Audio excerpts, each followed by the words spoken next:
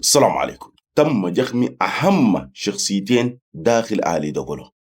ديل واحد فيهم الأقل المدبر ذاته، والتاني السلسلة الفقرية اللي بيربط كل خطط وتنفيذ ميليشيات الدعم السريع داخل عائلة دغلو. نبشركم الدور ده الجخم كانت في راس الشغل. ومبروك أبطال المسيرات، ما جلوا الهدف كله.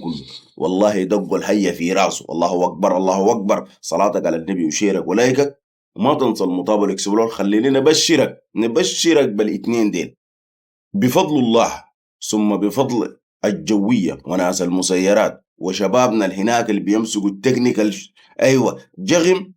نبشركم جابوا راس الهية القائد محمد جمعة دقلو.